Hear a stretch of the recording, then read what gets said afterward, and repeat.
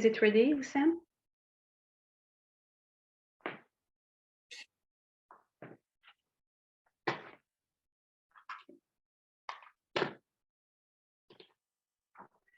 Hello, everyone, and thank you very much for being with us this afternoon. I'm Dr. Louise O'Reilly, President of the Canadian Caring Consortium, the CCC. As President, I'm extremely proud and happy to welcome you today for our first major virtual conference, which will be presented by Dr. Hussein Eddine Ben Ahmed, one of CCC's board member. Before telling you briefly about who we are, I will share with you our land recognition. We, the members of the CCC, acknowledge, recognize, and express our gratitude and appreciation for the traditional lands of many nations where we reside and work. We honor the indigenous people who have been here long before we were born and acknowledge the complexity and atrocity of colonization. We are honored and blessed to care for these beautiful ancestral lands from coast to coast to coast, and more importantly, our commitment to caring for one another. Embracing humanistic values, the CCC is a Canadian platform to stimulate, develop, and enrich a global caring community. To achieve our mission, 3 goals guide our organization. The first goal concerns the expanding caring science in all domains. I mean clinical, administration, education, research, and sociopolitical, where nurses and other health professionals are engaged. The second one is to assist members to use knowledge and tools on caring science. And the last one concerns the influence on Canadian healthcare policies. Our website is currently in development, but we expect it to be effective as quickly as possible. We will propose different types of membership and plan to offer 3 or 4 virtual conferences annually. Now, I'm pleased to introduce Dr. Ben Ahmed, who is a research associate and a part-time professor at the Faculty of Social Sciences at the University of Ottawa. He holds a diploma in nursing and a master of research in health sciences from the University of Sousse in Tunisia. Dr. Ben Ahmed has completed his PhD in nursing from the Faculty of Nursing at the University of Montreal and his postdoctoral fellowship from the University of Ottawa. His different projects focused on dismantling immunogenic and dehumanizing practices in clinical simulation settings, sustaining the Canadian nursing workforce, implementing innovative pedagogical practices in digital context, and improving the experiences of marginalized populations. Dr. Ahmed will give his conference, and Dr. Kara will act as the moderator for the question discussion part at the end. So welcome, Dr. Ahmed, Ben Ahmed.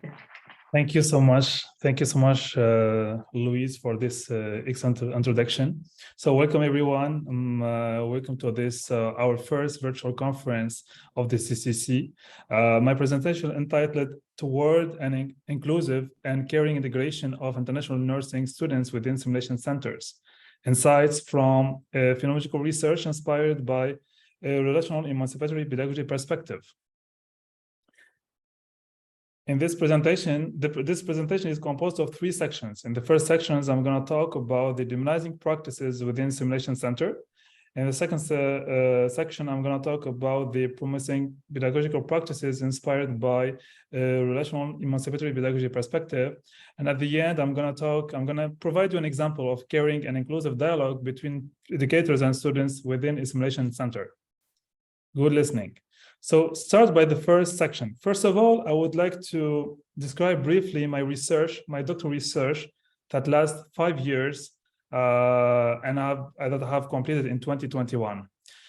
But the research problem, first of all, the context that I have used is the high-fidelity clinical simulation, which corresponds to promising pedagogical strategy that have been used in different national and international nursing institutions around the world, because this strategy may contribute to prepare students for their future nursing practices.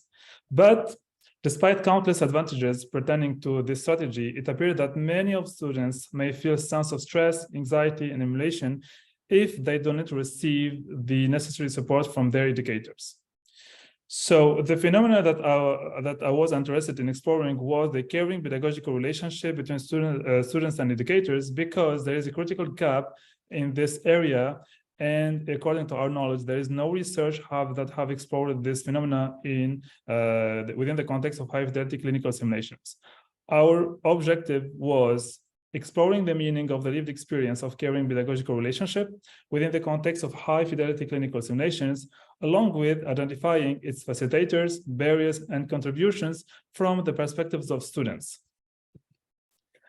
To respond to our objective, we have adopted a phenomenological methodology, which is relational caring inquiry that was developed by Kara in 1997, that is inspired by Husserlian perspective and a caring ontology.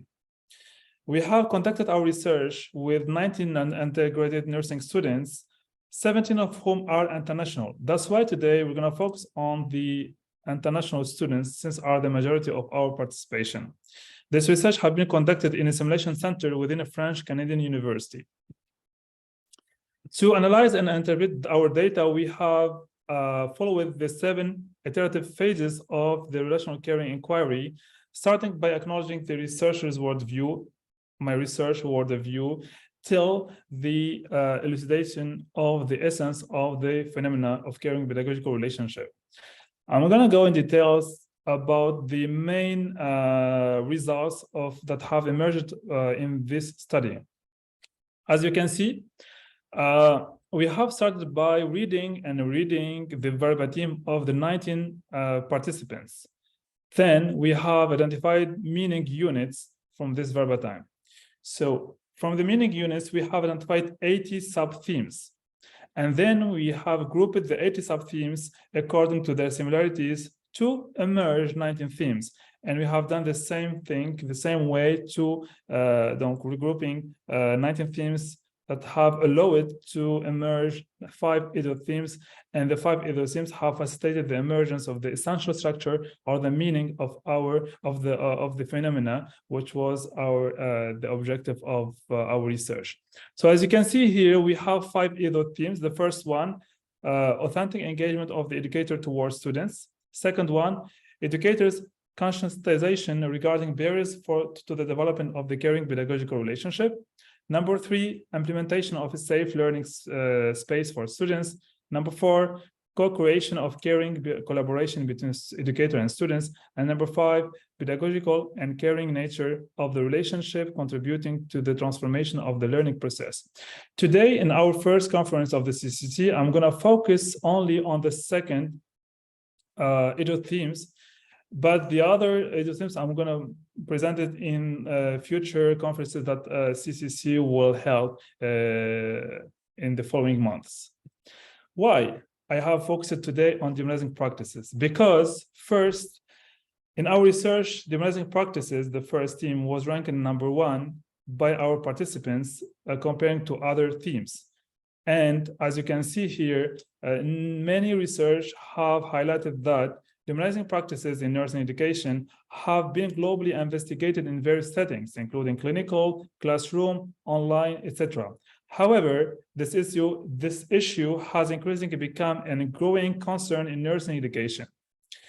Our research, first of all, have defined the dehumanizing practices as inappropriate behaviors, attitudes, and verbal and non-verbal gestures adopted by educators while interacting with their students, impacting their learning process and well-being. So let's see what are these dehumanizing practices in details. So as you can see here, educator judgment and flexibility, lack of openness, lack of respect, educator students hierarchy, lack of active listening, favoritism, lack of clarity in the communication and discrimination have facilitated the emergence of the theme dehumanizing of education, dehumanizing practices of educators hiding the development of caring pedagogical relationship. I'm going to talk about these dehumanizing practices in details in the following slides. Let's start by the first one, educators' judgment. Educators' judgments, according to the perception of our participants, represents negative and humiliating comments expressed by educators during the debriefing. So debriefing is the third phase of simulation, because in simulation we have three phases. Briefing, when we prepare students to start the simulation activity, which corresponds to the second phase, where students are engaged in simulation environment to provide some interventions according to a scenario that have been that was planned before the course. And the debriefing is the third phase, where we reflect on the intervention that we have done during the activity of simulation. So these comments may prevent students from freely expressing their emotions and feelings and leading to negative emotional reactions, such as crying. Let's give you an example of one of the quote that was expressed by Juliette P6. So Juliette is a pseudonym that we have used to protect our participants, their confidentiality. And P6 is a code that was attributed to Juliette. She said, "The educators sat down, looked at us and said, 'What happened? It's like it was really bad that we did. That judgment, I would say, is the worst experience I have had. I wondered, am I in the right place? Is it correct what I did? Do I really have to be a nurse? I'm in my third year and I shouldn't have to ask those questions. It's supposed to push us to improve ourselves instead of questioning our career choice.'" So as you can see here, educators' judgment may lead students to question their career choice. Should I be a nurse or should I change my field? Let's move now to the second one, and flexibility of educators, which is defined according to our participants as educators having a directive and strict approach towards students. So here, I can give the example of Ernesto P5. He said, "If I do something wrong during the simulation activity, and when they say, 'No, it cannot be like that,' it's like a directive. It would be a barrier to development of a caring pedagogical relationship." So this is a type of flexibility that was perceived by our participants. I move now to the third dehumanizing practice, which is a lack of openness. According to our participants, the lack of openness is defined as, or is perceived when students are accompanied by cold and inward-looking educators who do not attempt to interact with the students, causing stress and withdrawal. So the lack of openness is, as I said, considered one of the dehumanizing practices that may hinder the learning and may destroy their learning. MLP7, she gave us an example. She said, when we ask an educator questions and he tells us, "Get the answers from your readings," I don't like it, because if, for example, I found the answer in my readings, I won't ask him questions. If I know where to find the information, I won't ask him questions. I won't ask him a question to annoy him. But it's really when you don't know what to do, I ask the educator. If I have any more questions, I'm not going to ask him again. So as you can see here, when the educator, we know that it's like education of, we know that it's like education with competency based on competencies, not objectives. And students need to do their readings, but at the same time, when they don't find the answers, the professors need to guide them to the right answers, to find where we can find the right answers. So for this student or the participants was very important, and the lack of openness was one of the barriers in the dehumanizing practices. I move now to the fifth one, lack of respect. Lack of respect perceived by some students as when educators interact with students during the debriefing phase without realizing that this could hinder their learning. I'm going to give you an example of what Rio have shared with us. He said, for example, I wanted to ask a question, but the educator interrupted me. It was like that my question was irrelevant. I felt disrespected not only from my colleagues, but also from my educator. Even after my colleague spoke, the educator did not come back to my questions, so I came home frustrated. Maybe the educator has not or had not a negative intention behind interrupting the students, but I think it's very important to just take care about or pay attention to some details like this when we don't give all students the same amount of time or whatever. Educator-students hierarchy. So the hierarchy here defined according to our participants and to our interpretation of the data to a relationship of superiority in which students have difficulty interacting freely with their educator, preventing the latter to recognize and understand their learning needs.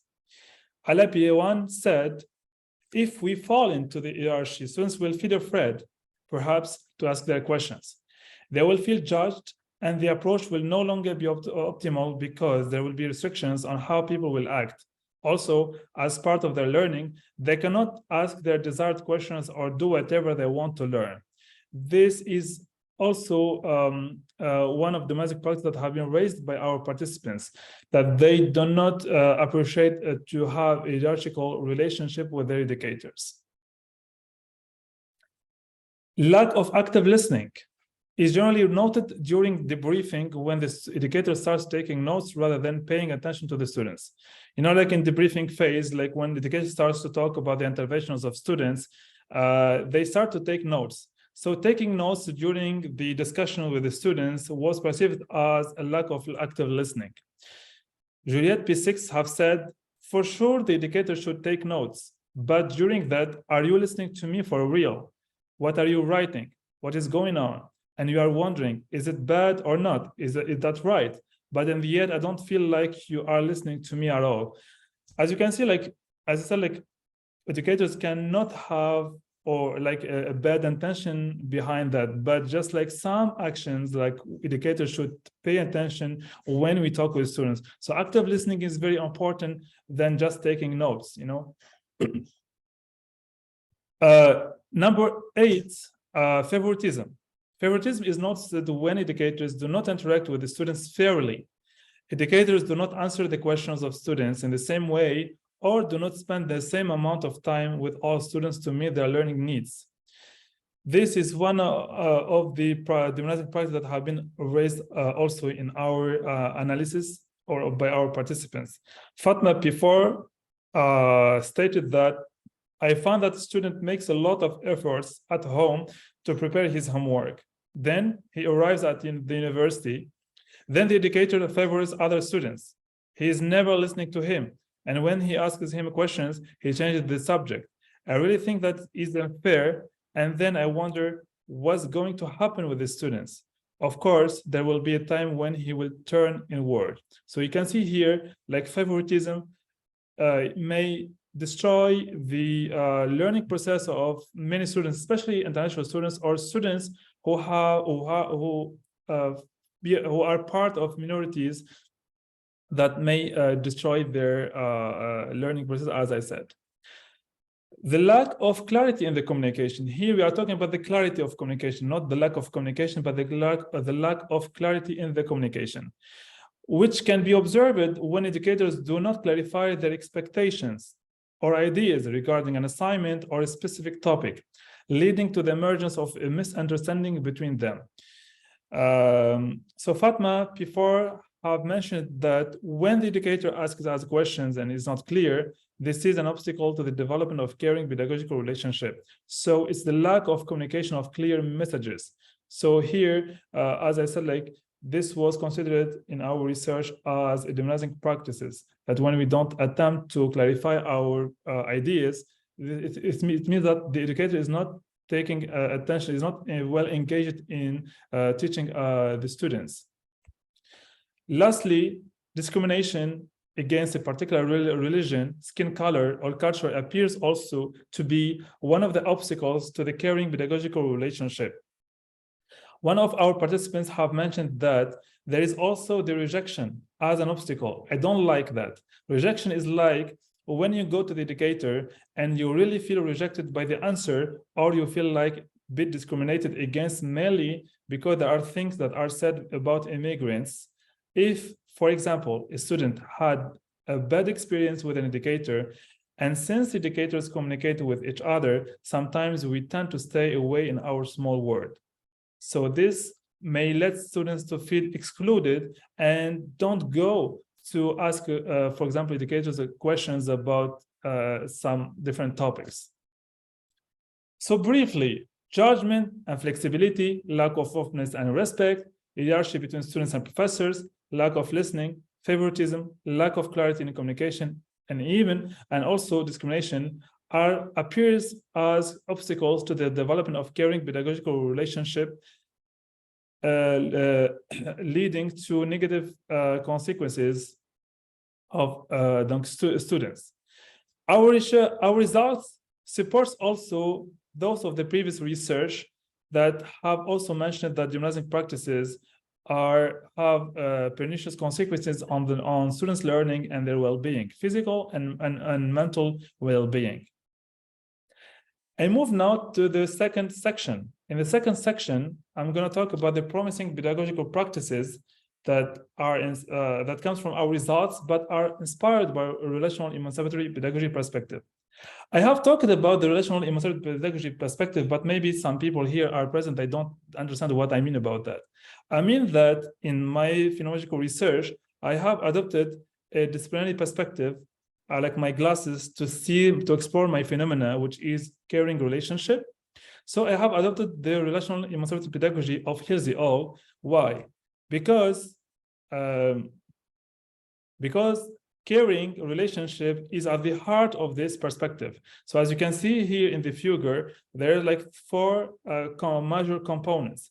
Creating collaborative caring relationships is the first one. And in this relationship, educators and students are considered two partners, two participants. They can both participate in creating new knowledge. Engaging in critical dialogue. Critical dialogue is not a simple discussion between students and professors. It transcends that. It's more than, it's like critical discussions to emerge new knowledge in the field. Reflection in action. Even though Hills et al. Recognize the importance of reflection on action, they also privilege the reflection in action because it involves a critical consciousness of the students when they act in the action, as in the simulation activity. So students, they are doing actions and they are reflecting. It's like the dialectical process between the action and the reflection. And the fourth one, creating culture of caring, which englobes the three components, and it transcends the simple establishing of a safe environment. It's more than that. It's developing a harmonious community, a caring relationship, not only between students and professors, but also between deans, administrators, etc. All people should be involved to develop an inclusive and caring culture in nursing education. So now I'm going to present the promising practices or the recommendations in different domains, nursing domains, that are inspired by this pedagogical perspective and comes directly from our results. For example, in nursing education, we suggest that educators and stakeholders being aware of the dehumanizing practices that may impact students' learning and well-being. Educators may also take a few minutes, like 10 minutes, 5 minutes, to reflect on their pedagogical practices before starting simulation activities, just to know how can I treat students fairly. I have diverse students in my class. Some they comes from Tunisia, some others they come from Ghana, etc. So how can I treat them fairly? I can ask some questions. For example, what criteria should I consider for treating all students in the same way to avoid, treating them, or just they consider that there is an act of racism or discrimination? Educators also could define the nature of their pedagogical relationship with students to get to know each other. Like many students that are present here today with us, they say when they the first contact with the professor, is the professor caring? Is the professor strict? So this is very important to know. So when the professor or the educator define the nature of this relationship, so they can assure the students and decrease their stress, their level of stress. So it's very important to define the nature of the relationship. So each of them, they can know what are their roles, what are their responsibilities, etc. Also, educators need to learn how to provide constructive and individualized feedback to respond to students' learning needs. Many articles, they talk about providing constructive feedback, but we don't know how. What do we mean about constructive feedback? Especially, this is very important for novice educators to know what do we mean about constructive feedback. And this will be the third section that I'm going to present in a few minutes. Also, educators could participate in continuing training to improve their relational competency to better support their students, because our research have highlighted that some professors have some difficulties in developing relationship with their students. So this is very important to learn how to be in a relationship with our students. I move now to the nursing research domain.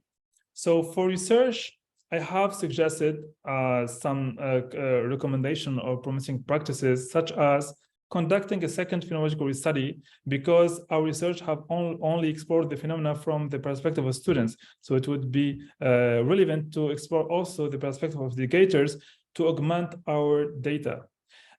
We suggest also conducting a predictive correlational study to predict the reasons of persistence of dehumanizing practices. Why till now? In 2023, we still have dehumanizing practices, even though we have policies, even though we have talked about equity, diversity, inclusion, but are our university and programs applying this with our students? Maybe we need more stronger policies. We suggest also conducting an integrative review to highlight the importance or the significant contributions of caring pedagogical relationship in all settings. Classroom, clinical settings, simulation, online, etc. We suggest as well developing and testing an instrument to assess the characteristics of caring pedagogical relationship throughout the simulation, because most of the instrument focus on debriefing phase. But we should not forget that simulation is the 3 phases. Students should start by briefing. When we start by briefing and students feel prepared and students feel cared for, so they will, this could have a positive impact for the rest of phases of simulation. I move now to the clinical practice domain. Here, we recommend educators act as caring role models to humanistically influence their students and inspire in their future practices. Also, we suggest implementing the caring pedagogical relationship within clinical settings like hospitals, etc., that use simulation as an educational strategy to train nurses and other healthcare workers. As Louis said, that I'm working on nursing workforce. This was my project of postdoctoral fellowship. Many nurses are tired. Many nurses are sick because of the toxic workplaces, because they do not have the necessary support from the government, from the managers, etc. So implementing caring pedagogical relationship may give nurses a little bit of hope to see that some people are caring for them, and to avoid the crisis and to reduce the dehumanizing practices, even in clinical settings. Moving now to nursing management domain, we suggest managers of simulation centers integrating to their team and international students to act as a mentor and advocate for students, particularly those who come from minority groups like international students, people that comes from LGBTQ community, indigenous and Black community, etc. This, why international students? Because he is more sensitive. He has maybe similar experiences as international students, so they can understand each other, and he can report, or she can report the concerns of the students to the to managers. Also, managers need to invite experts in caring philosophy to discuss about the importance of being sensitive toward international students within simulation centers. We can learn from their expertise and their knowledge in this field. Continuing education programs for educators should incorporate caring pedagogical relationship as one of the core competencies to be developed. As I said, my research and even other research have highlighted that many educators are still struggling with developing relationship with their students, especially in diverse community. Finally, in the socio-political domain, we suggest developing a strong policy. I said a strong policy again to dismantle hegemonic and demonizing practices in simulation centers, because the policies that we have now, it appears that they are not working, because if they were working, we would not have the high rates of demonizing practices in our schools and institutions.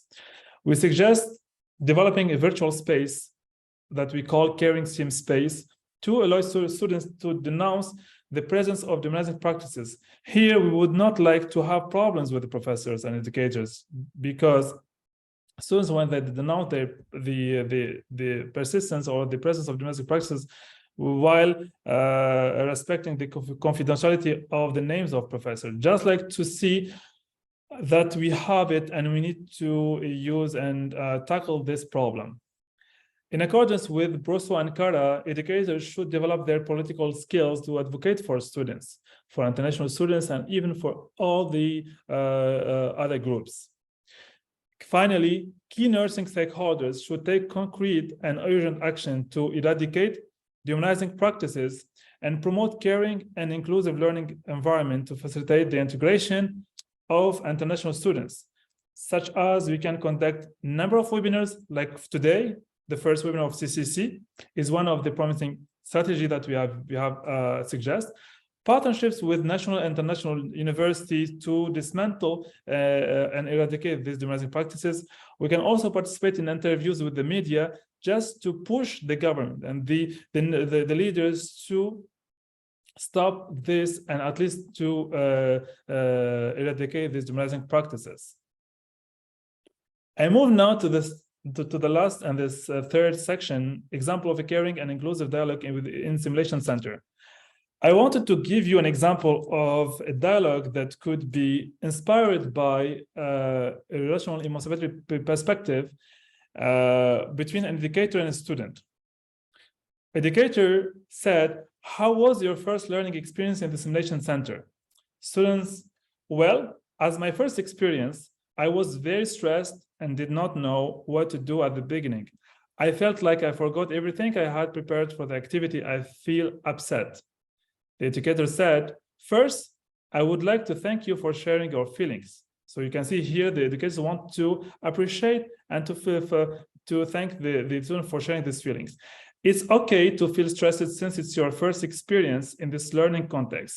As you know, the goal of simulation is students learning. So making mistakes is a part of your learning process. I also had the same feeling when I started my first simulation activity in my nursing program 10 years ago.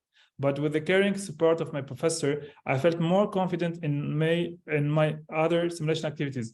The professor here, the educator here, wanted to tell the students that he have also felt this experience, just to see that you are not the only one who felt stressed, and we are not the only one who made mistakes, but we all can make mistakes in our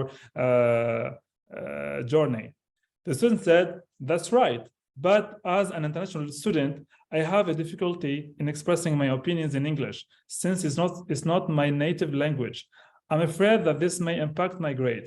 Many international students, when they start studying in other universities, the main barriers, after integration is like the language, because there's a problem in the language that may hinder their learning process." So this was the concern of this student. The educator said, "From a caring perspective, I recognize that the learning needs of each student are unique. I'm also aware of the diversity that characterizes each one of you, so rest assured that I would take that into consideration while ensuring equity among all students." So the professor here just wanted to be equitable with all the students. So the student said, "Oh, thank you. I really appreciate your kindness." So what the professor said, he said, "You are welcome. but this is not just an act of kindness. It's rather my imperative model, my engagement toward all my students to support them throughout their learning journey. So as you can see here, like caring, it's not like just to be kind with students, but it's our authentic engagement. Why did I choose to be an educator? It's not like to have a lot of money. It's just to be engaged with my students. To conclude, a call to action is urgently needed to create a learning space based on caring, equity, diversity, inclusion, and social justice to facilitate the integration of international students in the simulation centers and fostering their learning. A socio-political engagement of all educators is the cornerstone towards dismantle, hegemonic, and dehumanizing practices in nursing education. I would like to finish this presentation by a question for all the audience. Would dehumanizing practices exacerbate the current nursing crisis that we are living in Canada and even globally? Thank you so much. Here are the contacts if you want to contact us or for any inquiry, don't hesitate. Thank you so much again. Thank you so much, Sam, for this wonderful presentation. Perhaps you want to put again your questions so we can open the dialogue. Sure, just 1 minute. Wonderful. Okay, so your question for people, and of course you can, share your comments or share other questions you may have, but this is an opening question from Usam. Would dehumanizing practices exacerbate the current nursing crisis? So we have something in the chat from, thank you, Usam.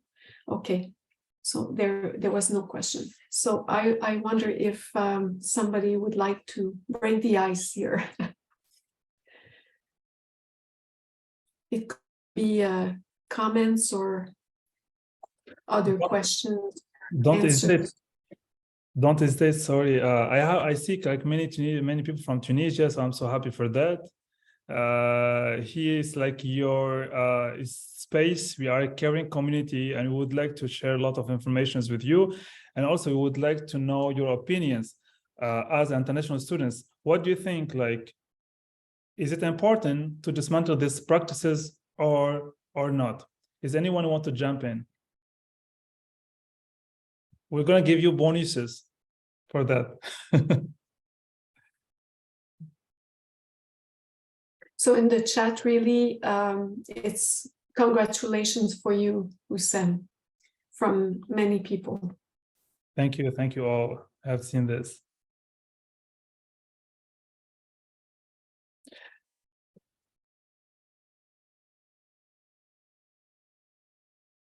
Some questions? No questions? Well, I do have one, and let's see. Thank you so much. I really appreciate. It, and no, so it's still congratulations from people. I have a question, maybe that can give another perspective or another questions for people to think about. What would you see the link between your results regarding dehumanizing practices in simulation and also the implementation of good practices regarding EDI, which is equity, diversity, and inclusion? So do you see that there is some links between your results and what is really going on at this moment, and not just in Canada, in Quebec, but EDI seems to be taking more and more spaces, which is great. So do you see links between that and your results, Usam? Thank you so much for this relevant question. As you can see, like we have 19 participants, 17 of whom are international, they have international background. And in our results, they have talked about, there is the favoritism, there is like discrimination. There's like things like people, they would like to have equitable treatment between students or groups. So this is, yes, this is very important to highlight this important topic, which is also now a trend in not only nursing, but also in different other disciplines. I think it was an important point to highlight it. That's why we wanted to talk today about the equity, diversity, inclusion in nursing education in simulation centers. So our results have already highlighted that. It's true that today we didn't present all the results, just like a part of the result, but in our third EDOS team, we have already mentioned this, that is very important to have equitable treatment between students and professors. So I don't know if I have Thank you so much, Sam. Lynn, would you feel comfortable asking, because you wrote in the chat, but I know you, so maybe you can take the mic. Thanks, Chantal. Thanks for being here with us, Lynn. Just wonderful, wonderful work. I've heard some of your work before, so thank you for continuing on this pathway. So my question in the chat, and I'm not a good typist, so it took me a while to get there, is actually about forming faculty groups or inviting faculty to gather together and teach each other through their observations of each other. Obviously, it needs to be a caring, safe environment to do this, but they might very well be wonderful mentors to each other in this work. So it might take also some of the pressure of that discomfort when faculty are first realizing that they are using dehumanizing practices. It's sometimes hard to learn that directly from a student.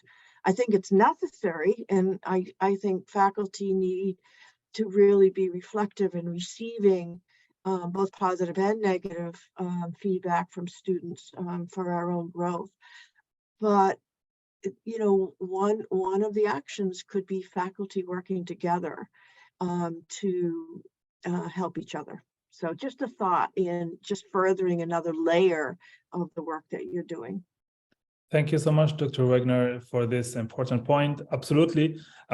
Inviting faculty to discuss together how we can reduce the dehumanizing practice, how can we help our students, and especially, you know, like nursing workforce is in crisis. So if we do not have enough students or enough, how could we help nurses who are working if they are not feeling good? Because many nurses are leaving the profession, or you know, altogether. So that faculty needs to, because they are leaders and you know, in nursing, so they need to discuss together how can we help to fight with this problem. Because when we discuss together about how can we develop a caring and inclusive culture, so we can have more students to subscribe in our university. But when we have a faculty that are not humanistic, so students will not stay no longer in the university, or maybe when they hear, oh, at this university there is dehumanizing practice, so I would not choose nursing program as my career choice. So I think faculty, dean, and all of them, they need to discuss this, to have a table and need to discuss this, how can we improve the situation. So yeah, it starts by the faculty together, because they are the leaders, I consider them, and then we can go for the students. So this is very important point. Oh, thank you. Sorry that you were done.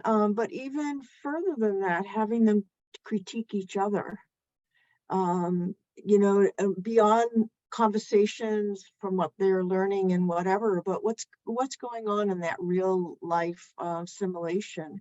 The students, from your study, you're inviting students to give their feedback, and we're learning from them, but faculty could learn from each other. But again, to, you know, gently if you're giving negative criticism, it's often hard for faculty to do that with another faculty. And creating that environment for that to happen will enrich the learning, I think, because it brings it down to a real personal level of their own teaching, out of the textbook and into the simulation itself. Yeah, so, but, thank you so much, because your work is rich and it's so needed. Thank you so much. Thank you, I appreciate it. And even my perspective, the fourth elements, creating caring culture. So it's not only between students and professor, but also between professor and professor, faculty and faculty. So this is an important topic. Also, I want also to work on this topic as well, like faculty maybe and civility. I know that this topic has been already explored, but we need to have more research on this topic. I think it's very important. Yes. Yeah. Thank you so much again. If I may say something from what you mentioned, Lynn and Oussem, I think an individual reflective practice is important, but maybe a collective reflective practice is also we can gain from from each other's in the group, so that we can improve. And of course, there's also evidence in the literature that some students have dehumanizing practices towards faculties. So this is another subject, of course, but to be collectively together to discuss and see how we can improve and renew our pedagogical practices could be a very interesting, very pertinent in our schools. Yeah. And it shows students that they can also be caring towards each other with the patients in the clinical settings as well. Very, very, very important. We have Mariam? Can I take the microphone, Mariam? Of course. Okay. Hello. I'm very happy to be with you today. First of all, thank you very much, Oussem, about this presentation. I really appreciate it. Okay, about your question, I think that dehumanizing practice is a point that should be always take into account, because this is a big problem in nowadays. For example, during my graduation, with my graduation year, I did research about compassion among healthcare professionals. And unfortunately, my results showed that the level of compassion is moderate and tend to be very low. So I recommend for the university, so if we can learn more about compassion and dehumanizing practices among when we are students, so that we can allow more confident and more flexible practice, because we nowadays, unfortunately, we have very tendency to technical things more than humanizing things. Absolutely. Thank you so much, Mariam, for this point. I think you are in the right community, the CCC, because we are a caring community. And the objective and the goal of this conference is to educate people if they want to know about more caring and compassionate community. I think this is very important, not only in nursing education, but also in nursing, clinical, the hospitals, in all the field of nurses, even in sociopolitical domain, without caring, I think we cannot have a conversation, a healthy conversation with that respect, even though. So your point, intervention is very important. And I hope that this presentation have shed a light on something important, that you have learned today something very important, something new, even that you can. I recommend you to carry on this, on working on this topic. Okay, thank you so much. Welcome. Oussem, we have a question from Durand, and it's written in French, so I will perhaps translate it so that other people on board can if you're not familiar with French language, of course, so that you can understand. He's really asking if there's some limits for or obstacles that would limit this implementation of relational caring, or rather caring pedagogical relationships, within the simulation center. Do you see that there are some limits to that? To implement, thank you so much, Durand, for your question. Like the second point here, we said a socio-political engagement of educators is important.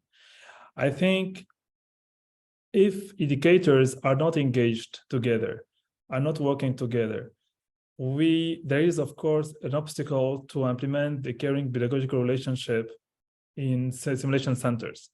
It depends on the philosophy of the center. If all the educators and the responsible of centers, they embrace a caring ontology, a caring philosophy, we can facilitate the implementation of caring relationships within simulation centers. But if we are not engaged, I think it's difficult for us to implement these relationships. So it depends on the socio-political engagement of educators to implement the caring pedagogical. So yeah, we still have work. And the CCC is a promising strategy that would like to bring all caring educators, students, leaders, researchers to discuss more about this and to try to, push people to be caring more and more. So I think this is, we have difficulties in all the different topics, not only for caring, or all topics we have problems. What our role is to push to humanize nursing education, humanize simulation centers. I hope that I respond to your question, Durand.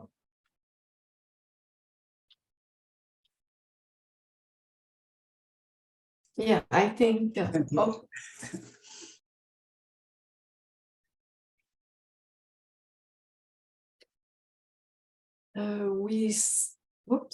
We still have a few minutes, like 6 minutes, for people to discuss or to comment or to ask questions.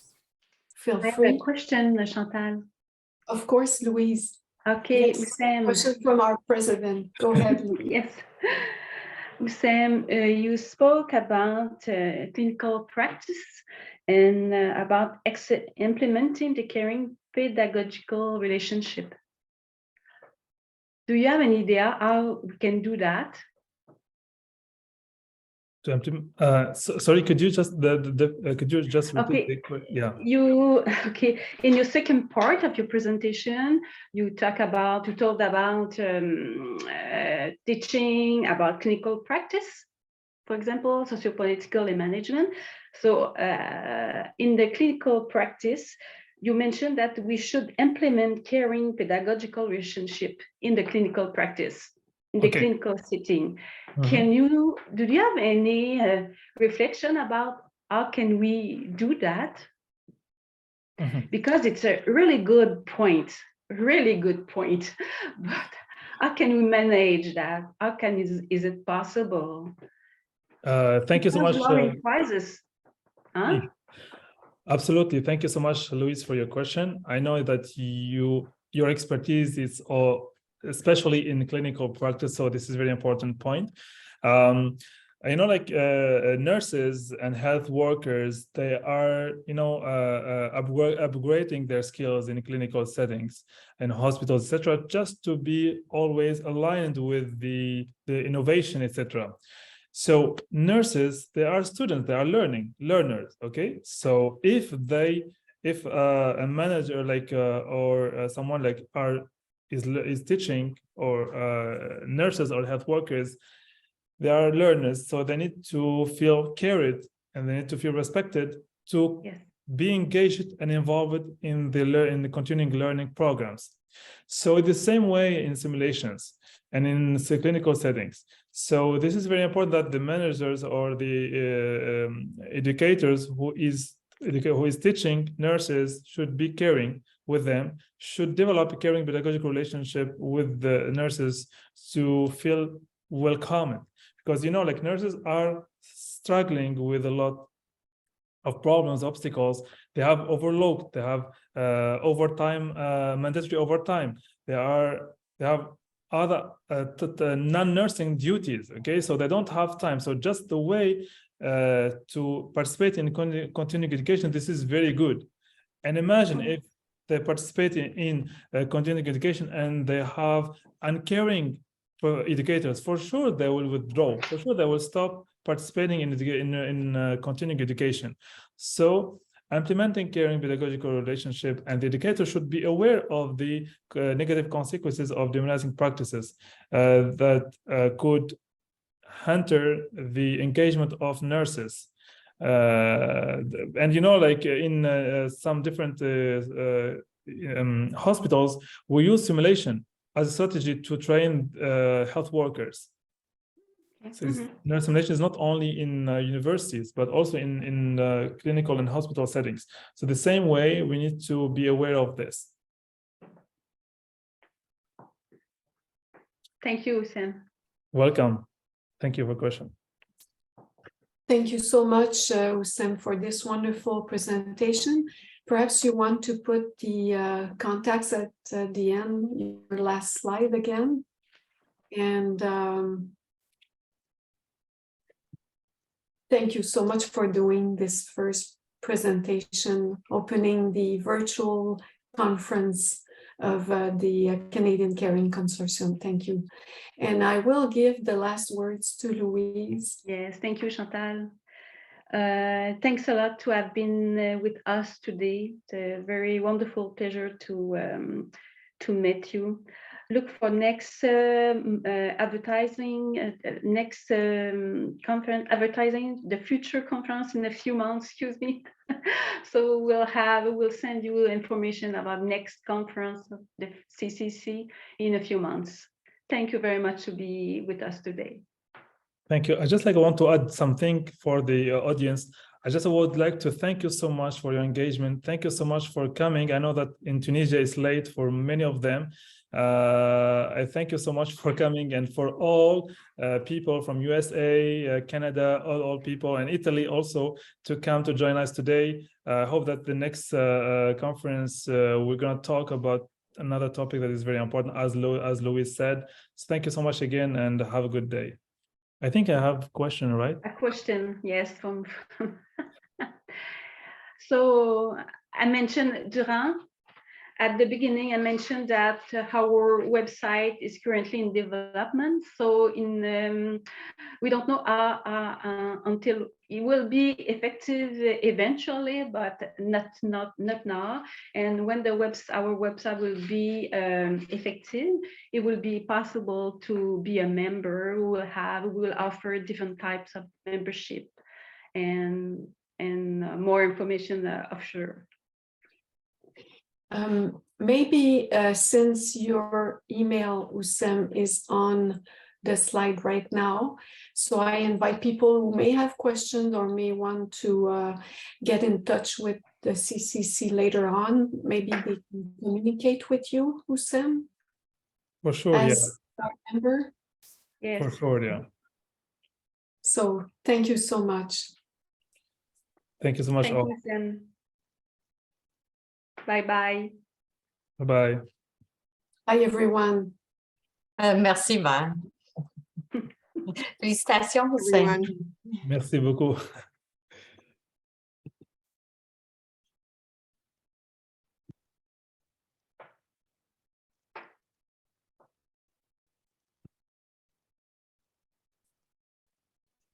On avait même quelqu'un de l'Afrique du Sud. Ah oui? Oui, Charlene. Je la connais du postdoc avec Et c'est loin, ça, là? Watson Caring Science Center. Oui. Puis on est entre nous? Non, pas encore.